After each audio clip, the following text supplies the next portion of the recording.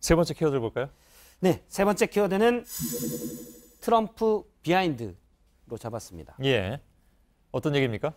네, 워터게이터 사건 특종을 했던 워터게이트.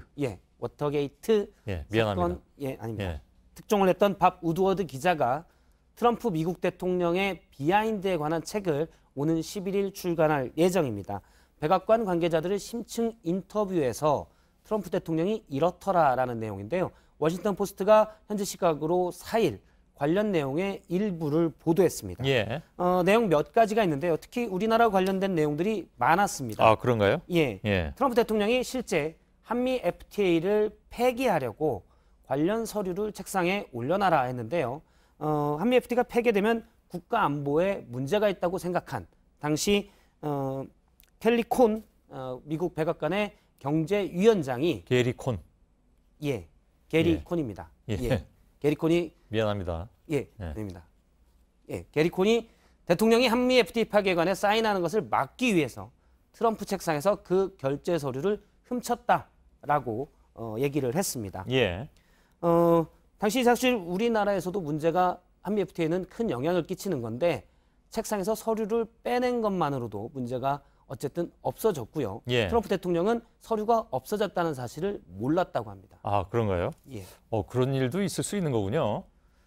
사실 절차적으로 올라가다 보면 쉽지 않은 일인데 어쨌든 그런 식으로 운영되지 않았다는 방증인 셈입니다.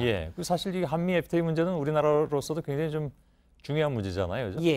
근데 그 서류를 치워서 그러면 문제가 바뀐 걸까요? 결과적으로 그렇게 볼 수가 있습니다. 만약 트럼프 대통령이 본인의 생각대로 사인을 했다면 우리 정부와 계속 그 문제를 더 길게 협의해야 됐을지도 모를 일입니다. 트럼프 대통령은 또 취임 한 달 뒤에 미국 합참의장에게 북한을 선제 타격할 수 있는 계획을 좀 내봐라라고 해서 미국 합참의장이 깜짝 놀랐다라고 주변에게 털어놓기도 했고요. 실제로 그런 얘기를 막 했군요. 자기 참모한테. 그렇습니다.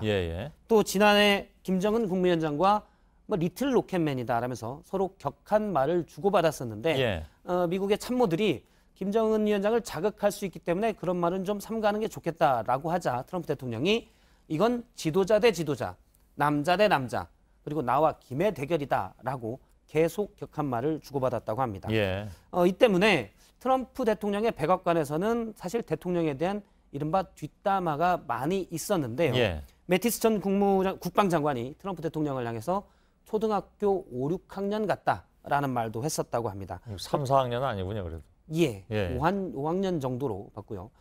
또 초대 비서실장이었던 존 켈리 전 비서실장은 지인에게 우리는 지금 미친 동네에 와 있다. 왜 우리가 여기에 있는지 모르겠다. 지금 비서실장의 직업이 내가 가진 직업 중에 최악이다라는 말도 했다고 합니다. 그러면 트럼프 미 대통령은 여기에 대해서 뭐라고 얘기를 했다고 합니까? 오늘 트럼프 대통령은 모두 8개의 트윗을 보냈고 조금 전까지도 하나 더 보냈습니다. 아, 그런가요? 이 책 내용에 대해서 반박했고요.